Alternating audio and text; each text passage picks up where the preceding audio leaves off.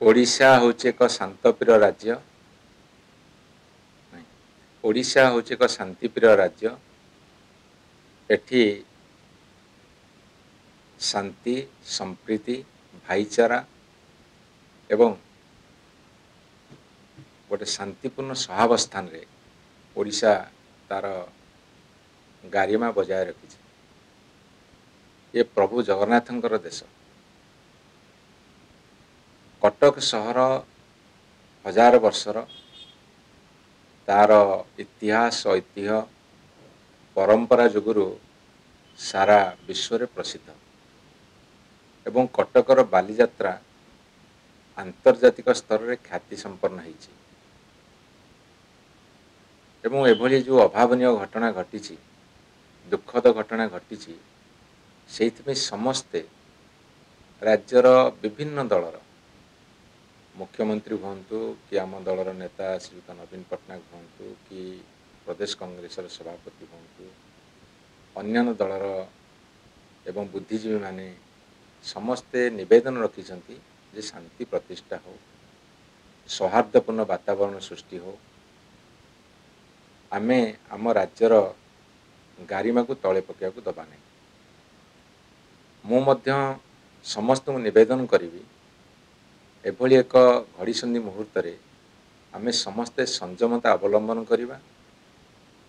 प्रथम कथा होची ओडिया जातिर जो अस्मिता ताकू तले पकड़ा दबा नहीं।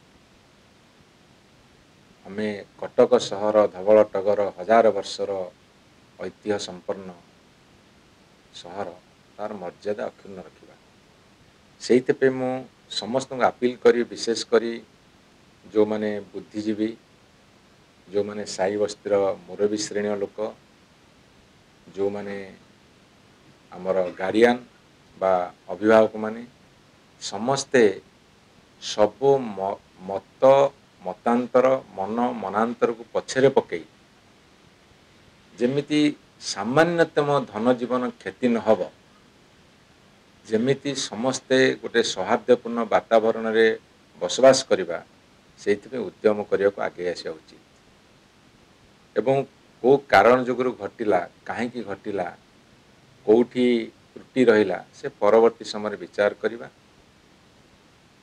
वर्तमान आह्वान होची आस आमे समस्ते मिलीमिशि शांति प्रतिष्ठा श्रृंखला परिस्थिति कथा वर्तमान मु आरो पानी गोटे कथार जो गांभीर्य को बर्तमान क्षीण करने को चाहूना मु कही परवर्ती समय त्रुटि कौटी रहिला कहीं रहिला ताको आलोचना करवा।